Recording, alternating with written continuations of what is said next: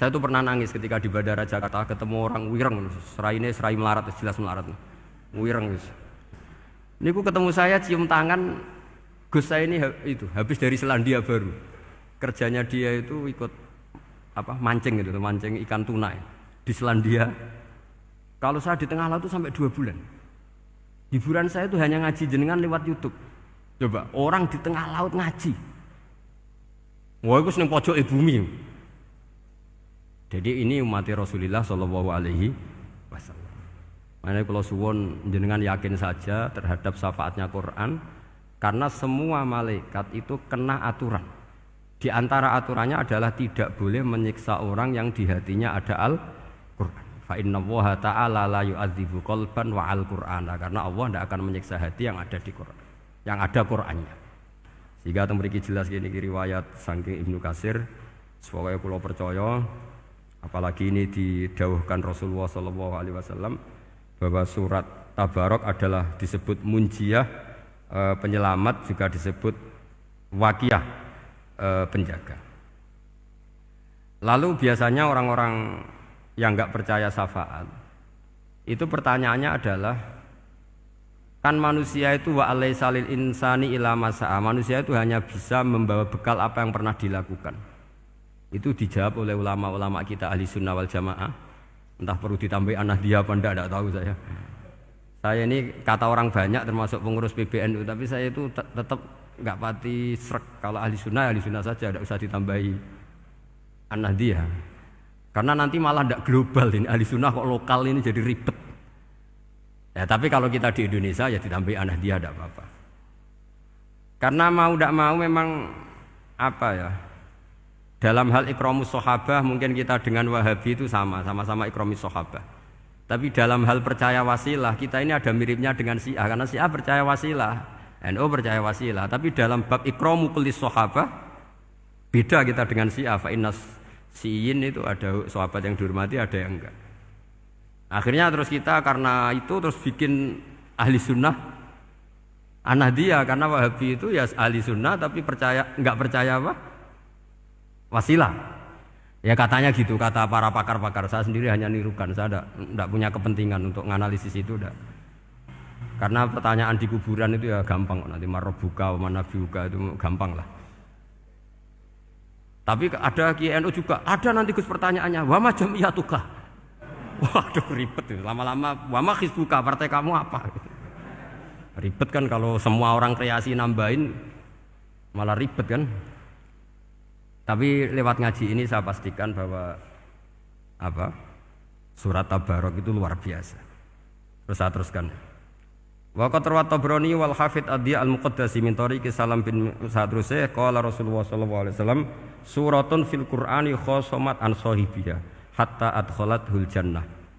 Jadi ada surat di Quran yang mati-matian membela yang hafal sampai surat itu memasukkan orang itu ke surga, yaitu Tabarakalladzi biyadihil mulk. Ini yang An Ibnu Abbas yang qala daraba ba'du ashabin Nabi sallallahu alaihi wasallam khiba'ahu ala qabrin wa wala yahsibu annahu qabrun. Fa idzan qabru insanin yaqra'u suratal mulki hatta khutamaha.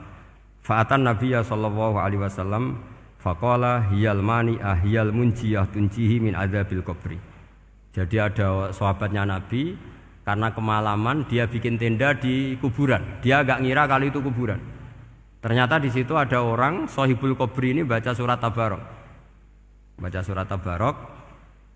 Kemudian peristiwa itu dilaporkan ke Rasulullah. Jawabnya Nabi apa? Memang surat Tabarok itu al-mani'ah, yang bisa menghalau atau menolak azab.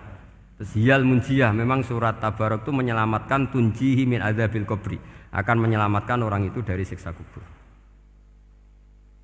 Ikut ke sekolah. Wa qala Tabrani haddatsana Muhammad bin Hasan. Terus qala Rasulullah sallallahu alaihi wasallam lawadittu annaha fi qalbi kulli insani min ummati. Karena keramatnya surat Tabarok seperti itu, kata Nabi lawadittu pakai lam taukid. Yakti seneng ingsun annaha di surah yaitu Tabarok fi qalbi kulli insani min ummati. Karena keramatnya surat Tabarok seperti itu, saya suka kalau semua umat saya itu hafal itu. Nah, alhamdulillah barokahnya didikan para kiai, para guru, hampir semua kita ini hafal surat Tabarok.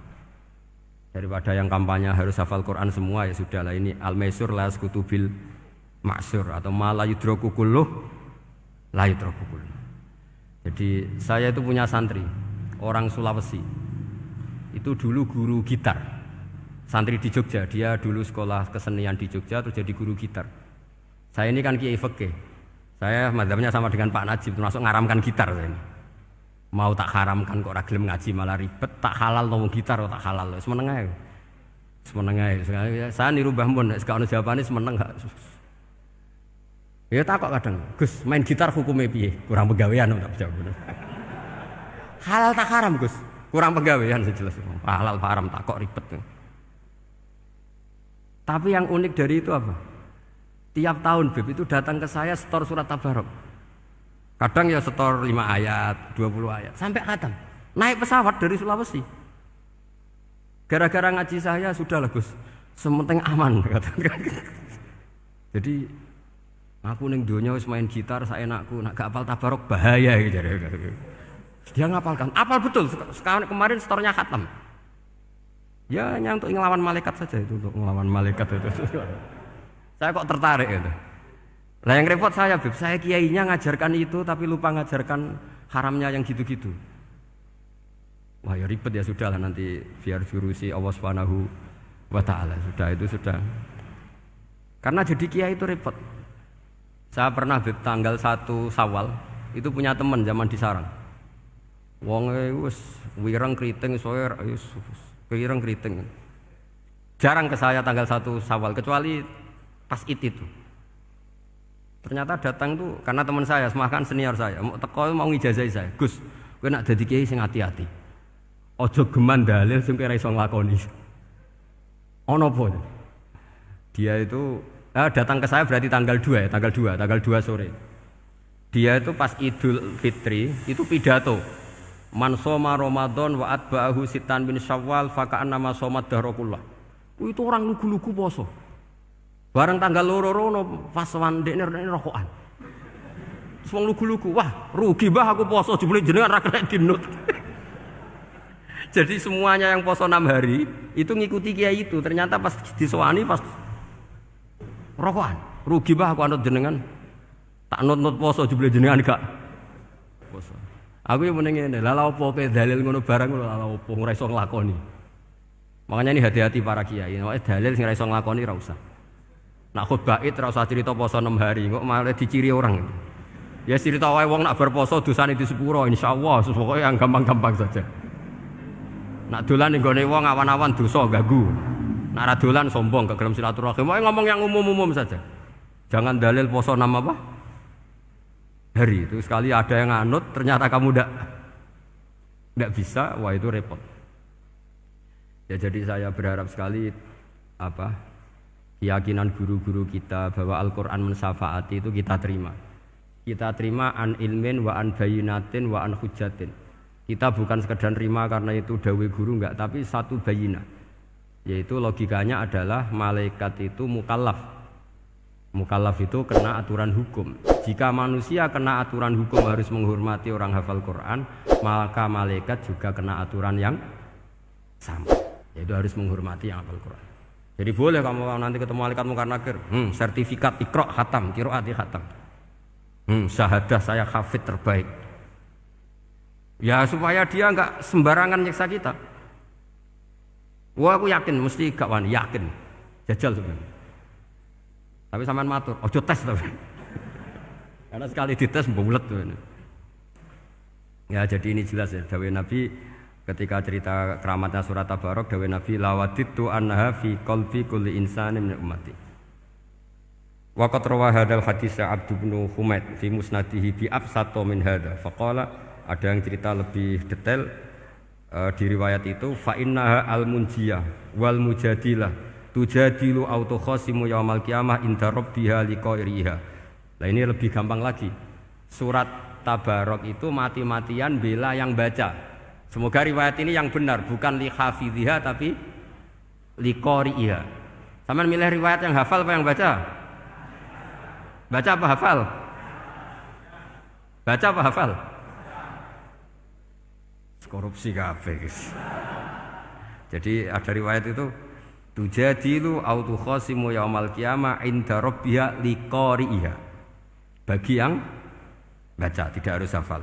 Wa tatlubu lahu ayun jiyahu min adzabin nar wa yunjiya biha utawayan sahibaha min adzabil qabri. Jadi surat ini akan mati-matian bela yang membaca. Tadi kan riwayatnya hafal, jadi saya terjemah hafal terus. Akhir-akhir kok ada diskon cukup baca ya ini tak ganti karena ini demi jenengan tak cari riwayat paling gampang. Sebetulnya ini enggak etis, kayak ilmu pesanan. Ya, tapi ya sudah, memang ada riwayat apa? Liqariha. Akhirnya Nabi ya lagi-lagi menutup dawe lawadittu annaha fi qalbi kulli insani min ummati. Saya suka lawadittu itu pakai lam li taukid itu. Lawadittu annaha fi qalbi kulli insani min ummati. Tapi saya suka sekali kalau itu ada di hati semua umatku. Artinya gini, dari sekian riwayat sebetulnya itu kuat riwayat yang hafal. Karena Nabi selalu menutup dengan ngendikan saya suka kalau itu ada di hati, selalu ada di hati. Itu artinya hafal apa baca? Yo menengai sampe pucat kandhani kok angel temen. Hafal apa baca? Lawadittu annaha fi qalbi kulli insani min ummati. Itu hafal apa baca? Hafal. Ya berarti hafal. Ini yang hafal tabarok berapa? Semua ya? Hafal semua? Aman berarti, no? Jadi